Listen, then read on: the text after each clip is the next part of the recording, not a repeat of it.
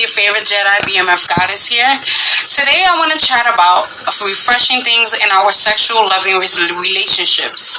There comes a time in any relationship, regardless of how happy you both are, that the sex component can take a dip. Whether it's hormonal or stress related, or that you guys have just been together so long, I put together a list of expert and reader approved sex and intimacy tips that people have said help them in the bedroom or to spice things up. Number 1, keep your clothes on. You're probably used to taking it all off when you have sex, but relationship expert Dr. Juliana Morris suggests leaving something on, from a fierce set of heels to a sweet set of nipple pasties. Getting almost naked can bring out your sexy side. Men, try going commando or just unzip your jeans. Doing the opposite of the usual is exciting. 2, have an affair with your partner. Plan a date with them and pretend like you're going, full on believing this is the first time you're meeting them, while you both pretend to leave your partners at home. Part of the reason why couples cheat, which I'm not suggesting to do in real life, is to feel more sexually uninhibited simply because it's taboo.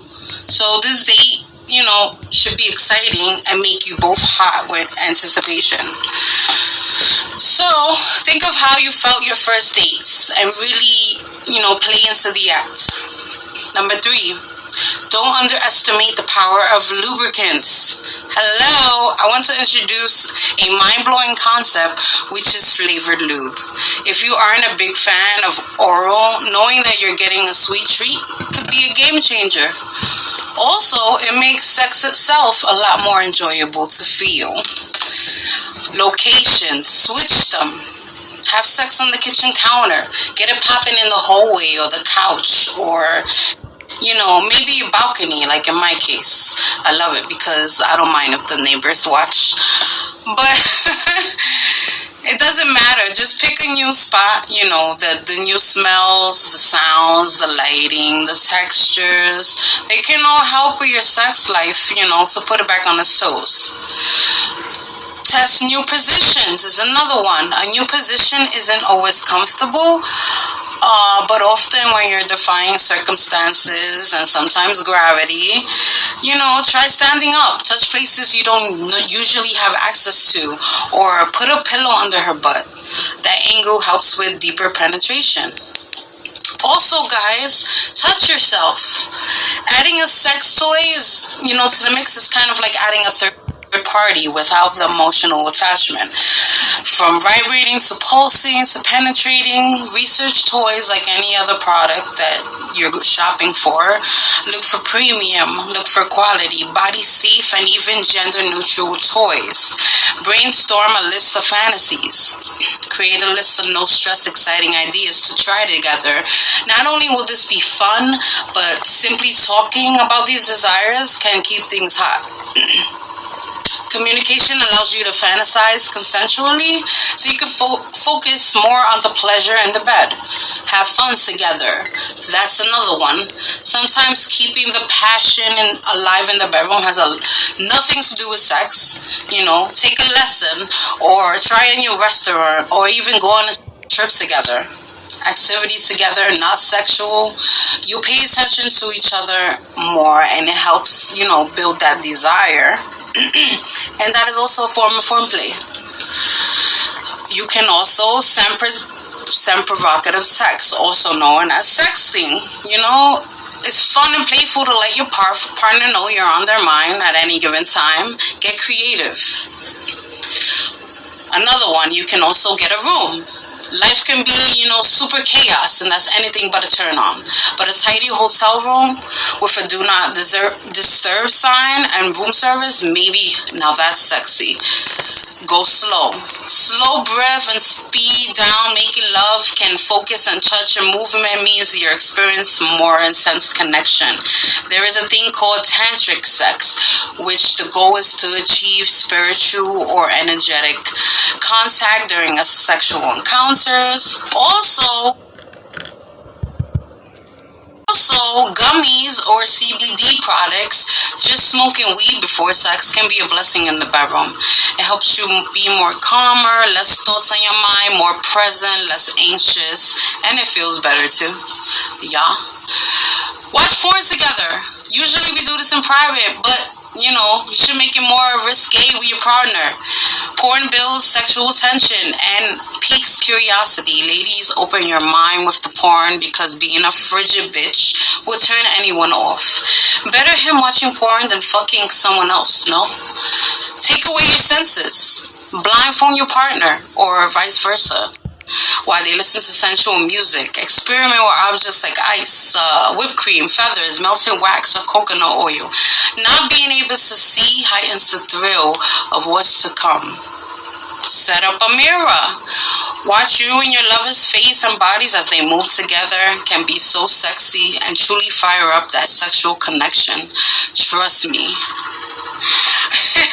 Send a special delivery, something raunchy, male or female lingerie, even a new toy to use together.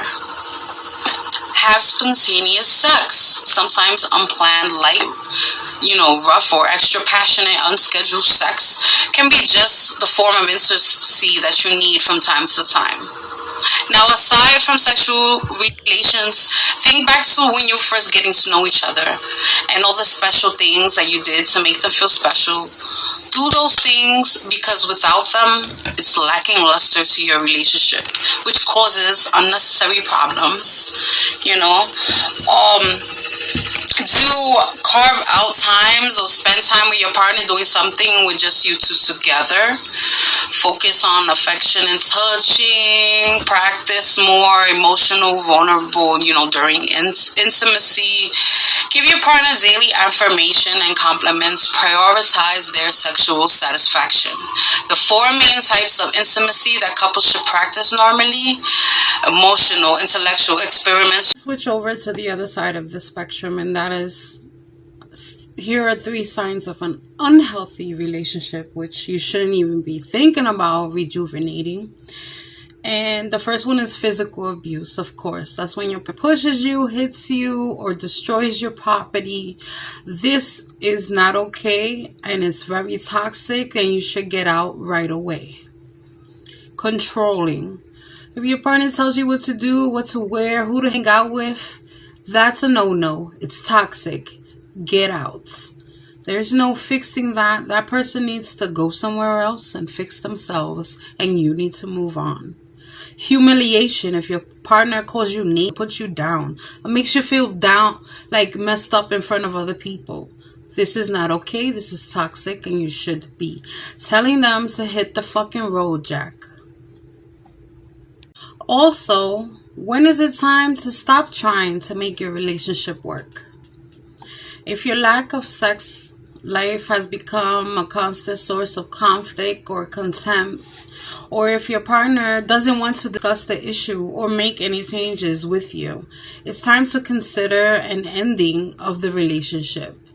While sex isn't the most crucial thing in a long-term relationship, it is an important way to feel connected and love, and most importantly, to de-stress in life. What does a healthy relationship look like? A healthy relationship involves honesty, trust, respect, and open communication between both partners. They make the effort and compromise from both people. There is no imbalance of power at all. Partners respect each other's independence and can make their own decisions without fear of the other partner.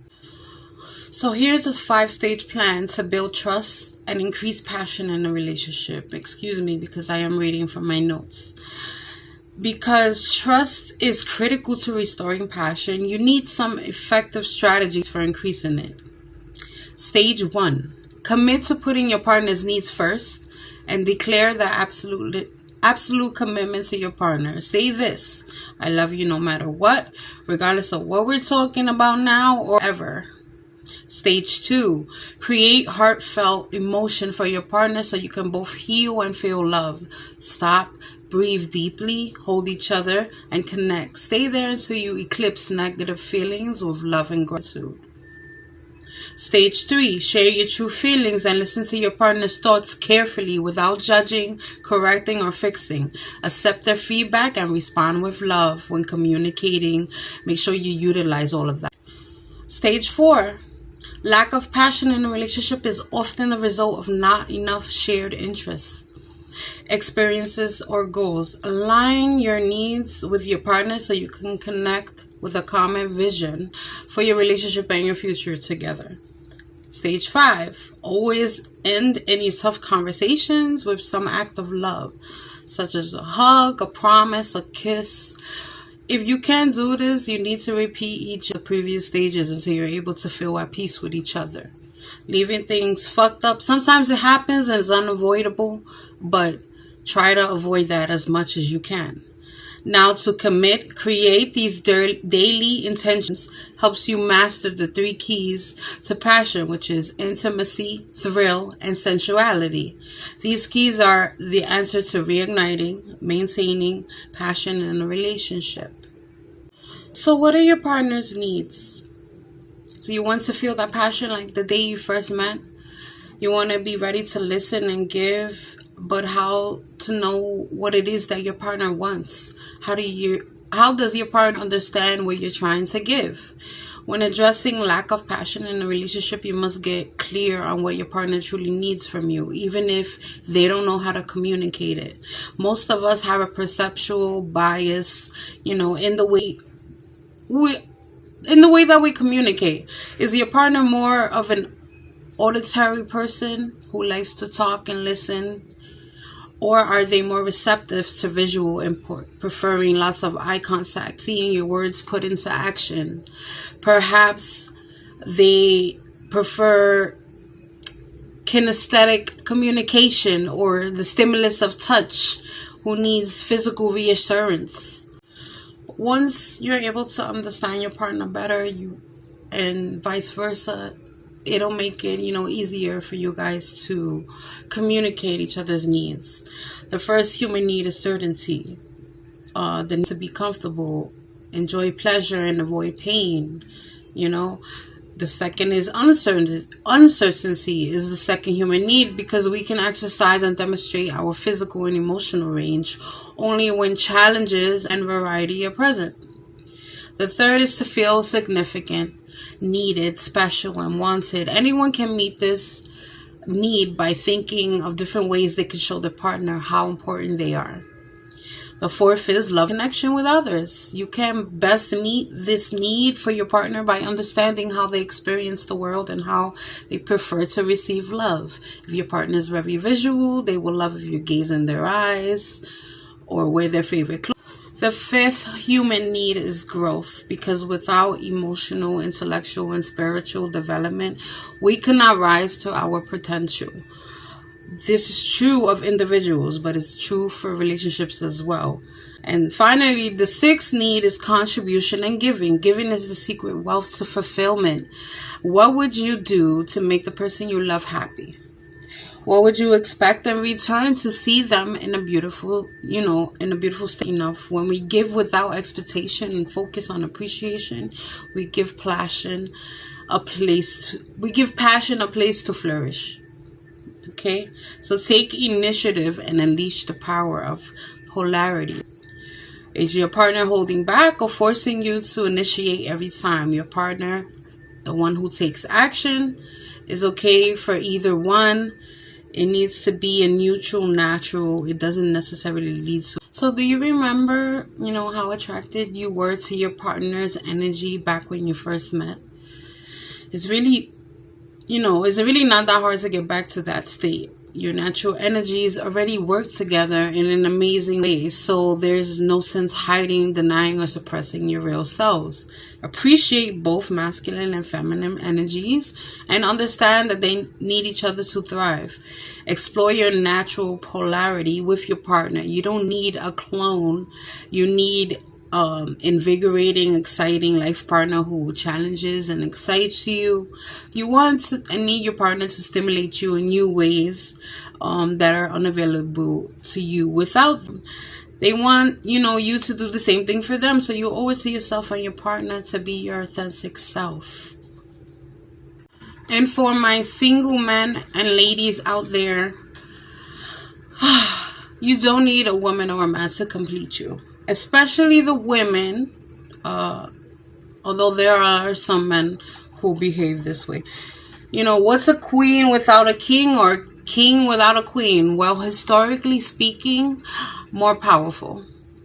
There was, when women had a good reason to lock it down with a man because they were hunters.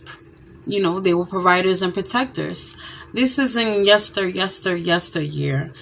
This generation, however, the women are doing their fucking thing. They're strong, independent, but we still have some who feel like they need to rely on another person. Let me tell you, the fact is that you don't. Love should just be a bonus to your life. Even then, some of those chose to take the lead. So today, it's alarming that it's even a topic of debate in this day and age, with reports of studies as proof. Women are a sizable chunk of the workforce, and the women are a few steps ahead in education too. According to a study, for every 2 men that graduate, there are 3 women who do the same. So the question of why a woman needs a man to complete her really doesn't have a definite answer. Okay? We may not need men, but that does not mean that we hate men. And yes, we do want happy relationships. However, the trick lies in understanding the disparity between wanting and needing. There's a big difference, ladies. Do we want a man in our lives? Sure. Do we need him to complete us and make us feel like we finally achieved something? No. That choice is ours. And if your argument is, of course I need a man, how else will I give birth? Save it and brace yourselves, because we're about to drop the truth bomb that may shake your whole world up. Studies and reports state that close to 40% of babies are born to single moms, and there's a very good chance that the percentage will rise as the stigma of being a single mother decreases. And if that's not enough for you, there's also the fact that thanks to technology, you don't even need a man to have a baby. All it takes is a trip to the nearest sperm bank and IVF clinic, etc. So yeah, ladies, gentlemen as well, love should be a bonus in your life. It's not something you go searching for. It's something that inevitably will find you.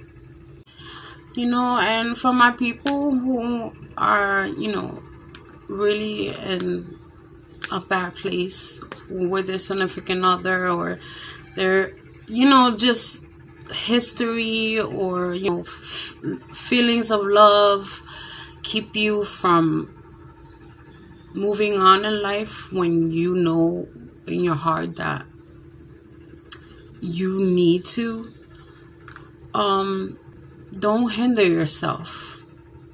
There are so many people on the planet. Not everyone you meet is meant to stay in your life forever. And even at times, our own soulmates, we're not meant to be together. And that's just a fact of life.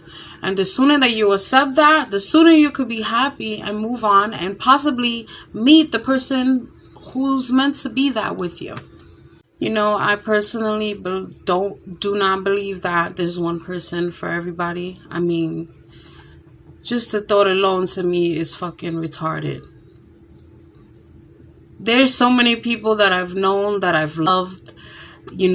This alone shows that you are able to connect on that level with multiple people.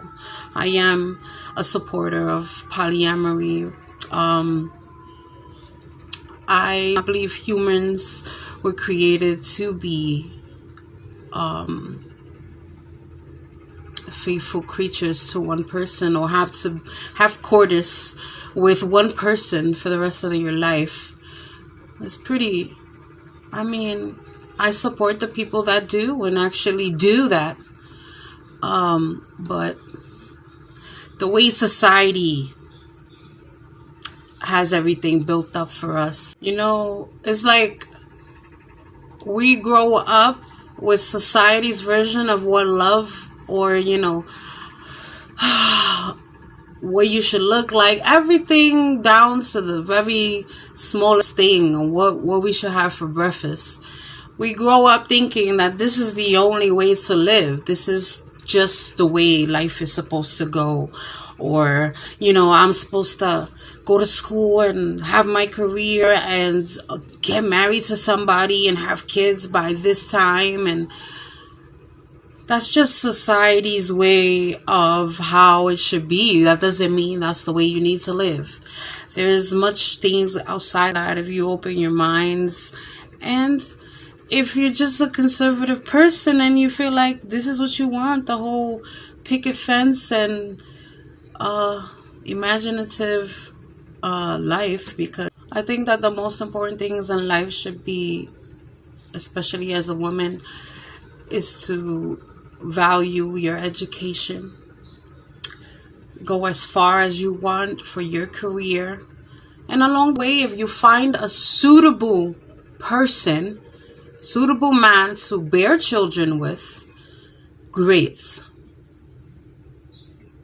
I don't support marriage either, although I support my friends if they feel like they want this piece of paper, which usually ruins lives, to believe that makes their relationship solid. Whatever. People do it for whatever reason they do it. I say that your career, and what you want out of life should come before all of that. Or, the end game doesn't have to be what society tells us or what we're brought up to believe and see. Another incredibly, incredibly important thing is that you need to love yourself.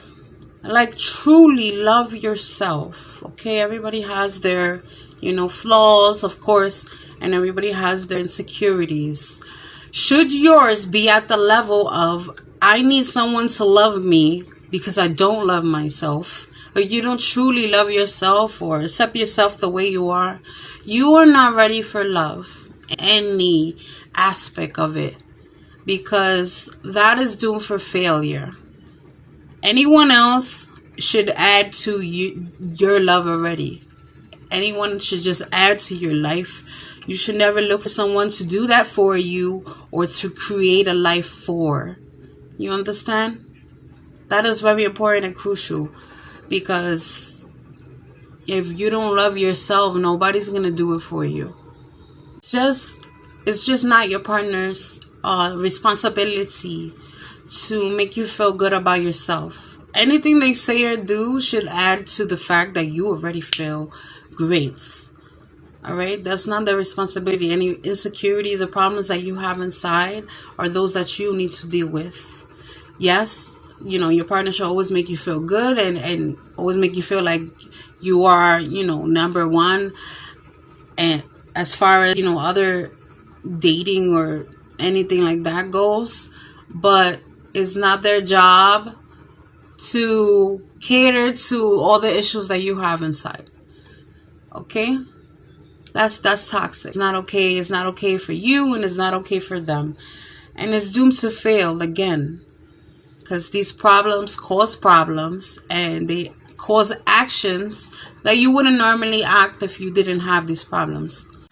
For my men out there, these are really important, so listen the fuck up, because normally you guys look at us but aren't really fucking listening. So the best relationship advice I could give you guys: number one, don't discredit her feelings ever. Just don't do it. It doesn't go well for you at all.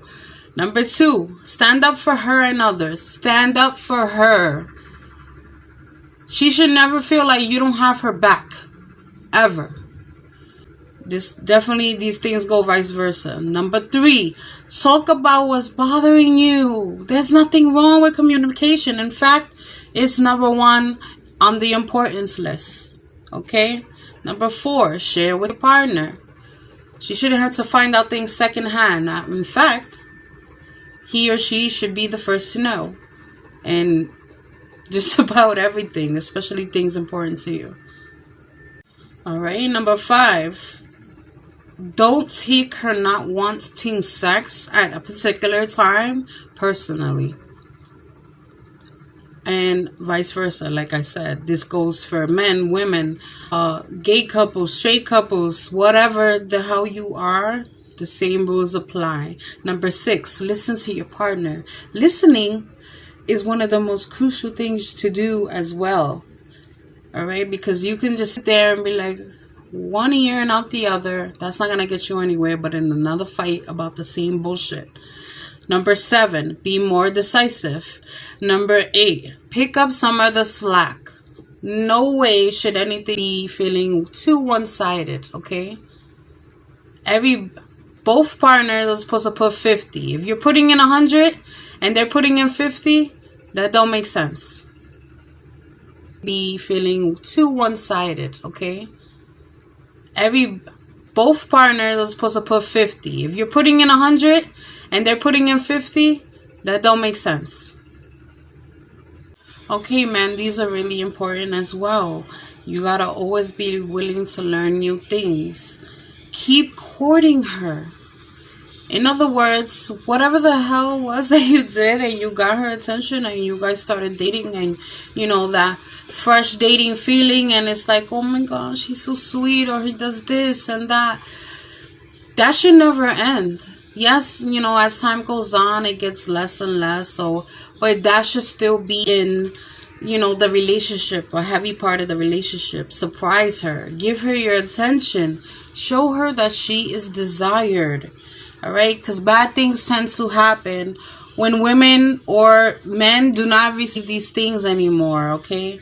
You only drift apart. And the thing is, these things are easily fixable. Okay, I want to thank you guys for listening. I really hope that my tips, I'm not a relationship expert. My area of expertise is in human psychology and such, and mental health issues and disorders. But I have been, you know, studying up on relationship stuff, and I did give you valid professional advice.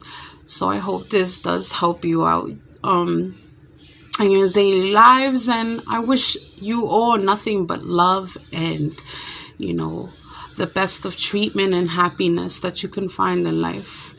Just don't settle. Never settle. Because your happiness means a lot to your life and where you go in life. So love yourselves.